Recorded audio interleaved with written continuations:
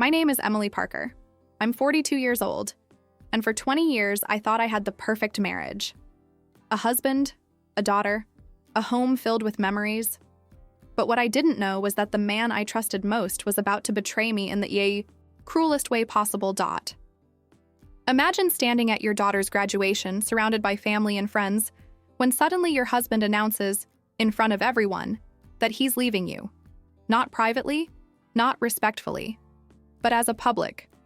Humiliation. While his girlfriend sits smirking in the crowd. Most people would have broken down. But me?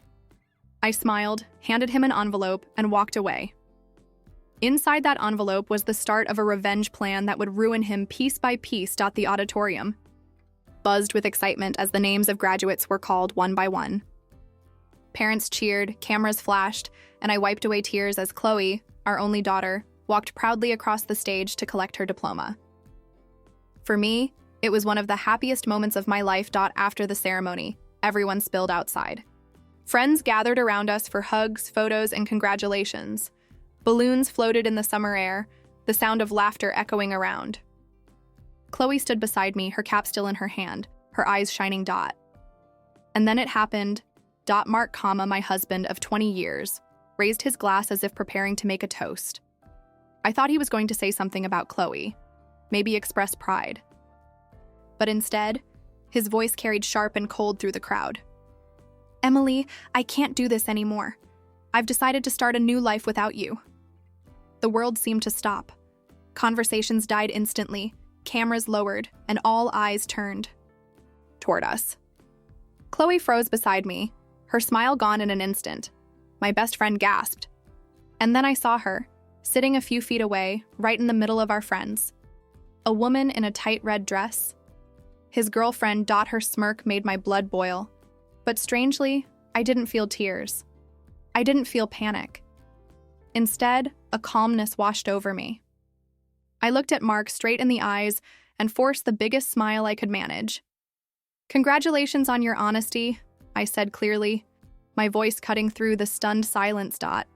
He blinked, as if confused by my reaction. People whispered. His girlfriend's smirk faltered for a second. Then, slowly, I reached into my purse and pulled out a large white envelope. Without saying another word, I handed it to him. He took it reluctantly, confusion written all over his face, and ripped it open. The second his eyes scanned the first page, the color drained from his face. His jaw tightened, his hands trembled. The crowd craned their necks, whispering louder now. His girlfriend leaned in to peek at the papers, but whatever she saw wiped the smugness off her face instantly. Chloe tugged my hand, tears brimming in her eyes, but I whispered, "Don't worry, sweetheart. This isn't the end. It's the beginning." Because that envelope wasn't just paper. It was the start of my revenge.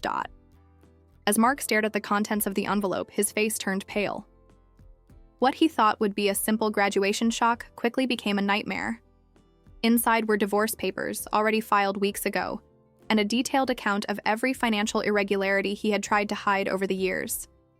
Every secret bank account, every hidden expense, every dollar he thought he had tucked away in silence, exposed. I had spent months planning this moment. I hired a private investigator to follow him, collecting proof of his lies, late-night rendezvous, and secret transactions. Every call, every suspicious meeting, and every receipt had been documented. I wanted not just justice, but a clean, undeniable victory in court. Mark's girlfriend leaned closer, her eyes widening as she realized this wasn't a petty family squabble. It was a full-scale strategic takedown. The papers made it clear. Mark had no leverage, no secrets left to manipulate, and no advantage to claim.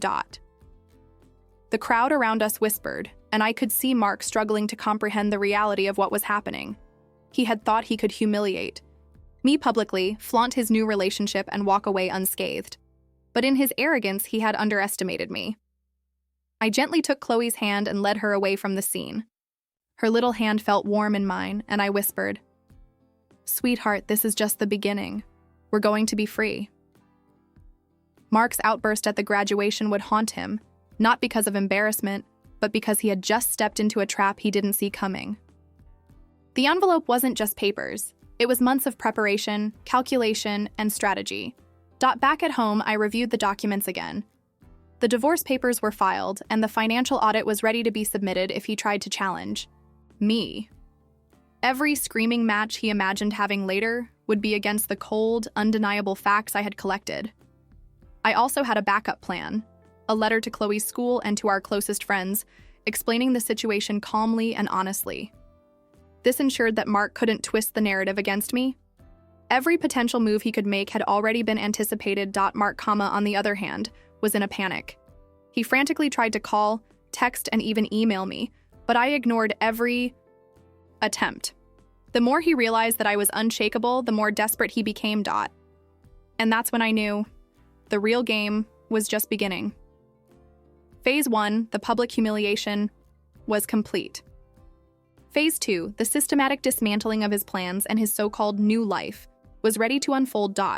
Because in every battle, preparation is key, and I had prepared meticulously. Mark thought he was leaving me behind, but in reality, he was walking straight into my hands. The day after Chloe's graduation, Mark tried to act like nothing had happened. He texted, he called, he even showed up at our home, pretending to want a conversation. But I didn't answer. I wasn't going to give him the satisfaction of seeing me panic. I had spent weeks planning this next move carefully. Mark's arrogance had always been his weakness. He assumed I would crumble, beg, or cry. Instead, I remained calm, collected, and strategic. That morning, I sent a formal notice to his office. It was short, professional, and devastating. A copy of the divorce filing and the financial summary, with instructions that any communication regarding assets or legal matters had to go through my lawyer. No private discussions, no hidden maneuvers, just the cold truth delivered in black and white. When Mark received the email, his face turned red. His pride was wounded, his plans crumbling. He tried to call me immediately, but I didn't answer. Every attempt he made only reinforced the fact that I was in control. Next, I contacted our mutual friends, not to seek support, but to ensure that the narrative didn't get twisted. I calmly explained what had happened at the graduation, the reason for the divorce, and provided a clear account of the financial evidence. Everyone who knew us understood. Mark had overstepped, and the power now shifted completely. Then came the strategic legal maneuver. My lawyer had prepared a series of demands that were impossible for Mark to ignore. It wasn't about revenge, for its own sake. It was about justice and fairness. And as expected, Mark panicked when he received the official notices. His girlfriend called me once, her voice dripping with smugness. But I ignored her completely. I wasn't here to play. Small games. Meanwhile, Chloe noticed the tension, but I reassured her constantly. Don't worry, sweetheart. Daddy made a mistake, but we're going to be okay. And we were. The sense of empowerment I felt was overwhelming. I wasn't just reacting. I was dictating the course of our lives. Every step Mark thought he could take was anticipated. Every potential lie, every excuse had been covered. That night, I sat down and outlined Phase 2. The first phase had been public humiliation, the graduation, the envelope, the shocking announcement. Phase 2 was dismantling his credibility, his resources, and his new life, step by step. By the time I finished, I knew exactly how to play my hand. Mark had assumed he could escape with nothing more than a few weeks of gossip. But in reality, his arrogance was about to be his undoing, and I was ready to pull every string necessary. Because in a game like this, timing is everything, and my timing was perfect. By now, Mark was fully aware that I wasn't going to collapse. Every call he made went unanswered. Every text was ignored. And every attempt to manipulate our friends or family had backfired spectacularly.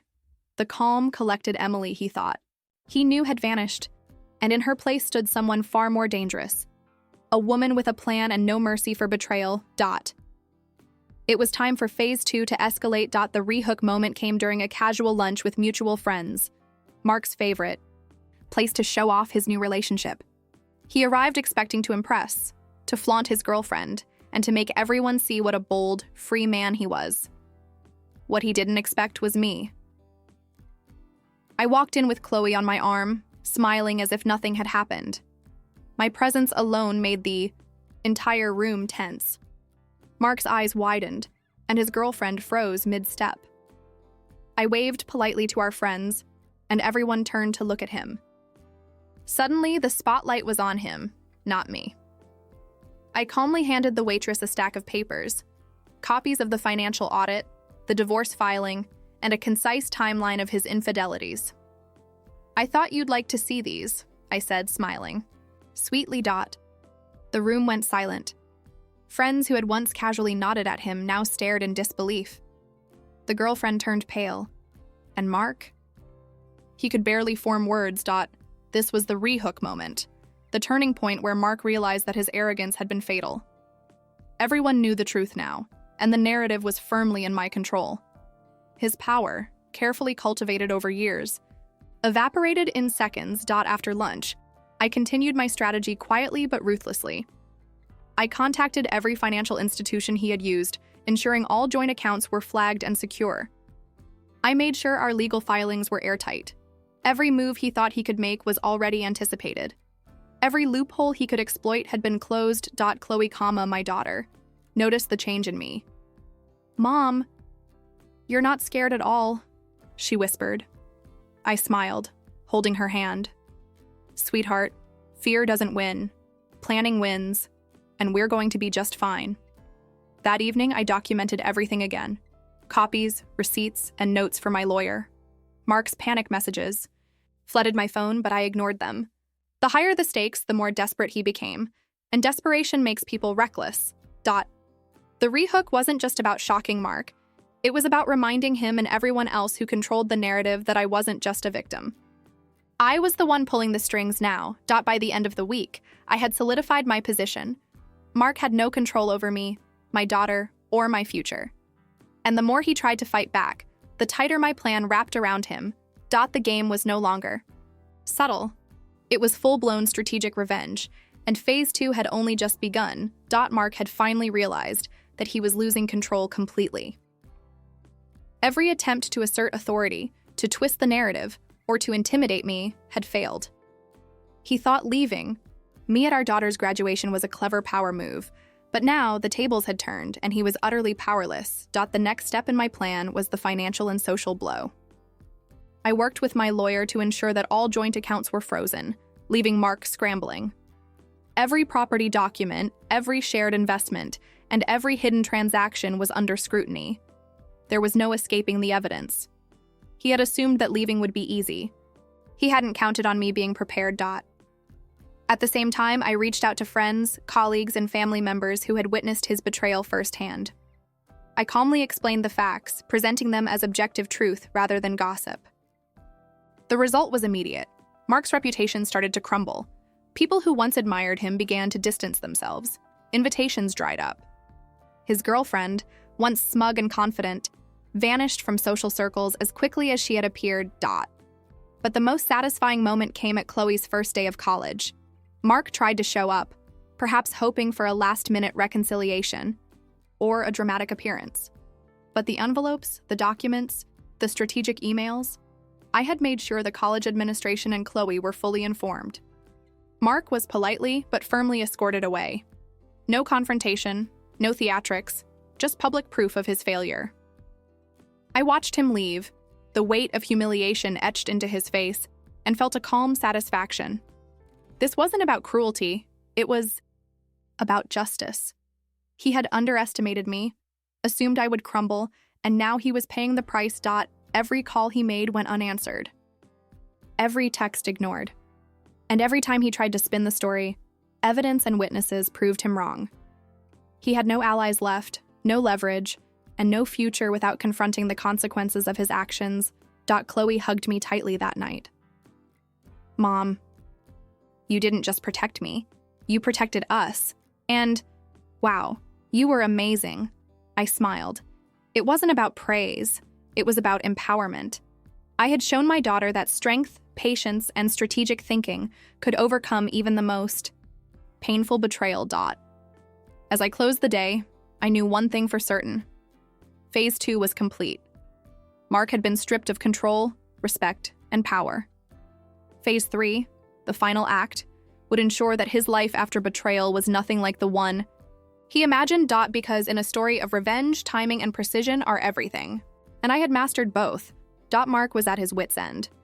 After weeks of failed attempts to regain control, every move he made only tightened the noose around him. He had humiliated me publicly, but he had underestimated my patience, my strategy, and my resolve. This was the final act. The moment where everything he thought he could escape from would hit him at once. I had prepared one last envelope, similar to the first but far more decisive. Inside were detailed documents proving his infidelity, financial misconduct, and all evidence necessary for the courts to make a ruling in my favor. But I didn't hand it over immediately. Instead, I orchestrated a private meeting at a neutral location, ensuring witnesses for legal security but no public drama. When he arrived, he tried to appear confident, but his hands trembled slightly. He glanced at Chloe, who was quietly standing beside me. She had grown into a strong, composed young woman, a reflection of the lessons she had learned through my patience and strategy. I handed him the envelope. "Mark," I said calmly, "everything you tried to hide, everything you thought you could manipulate, is here. You'll have to face it now." He opened it, and the color drained from his face. Every lie, every betrayal, every attempt to control our lives laid bare in black and white. He stammered, tried to argue, tried to bargain, but nothing worked. He was powerless. Watching him realize that he had lost everything, control, respect, and the illusion of a new life, was bittersweet. I didn't gloat. I simply observed. Justice doesn't always need shouting. Sometimes it's quiet, precise, and undeniable. After he left, Chloe hugged me tightly. "Mom, you turned a nightmare into a lesson for me. I'll never forget this." And that was when I realized, revenge isn't just about the other person. It's about reclaiming your own power, dignity, and future. Mark had underestimated me, and his arrogance had been his downfall. From that day forward, Chloe and I moved on, stronger than ever. We rebuilt our lives on our own terms, free from lies and betrayal. And while Mark's life fell apart slowly, mine flourished, fueled by strategy, patience, and unwavering resolve.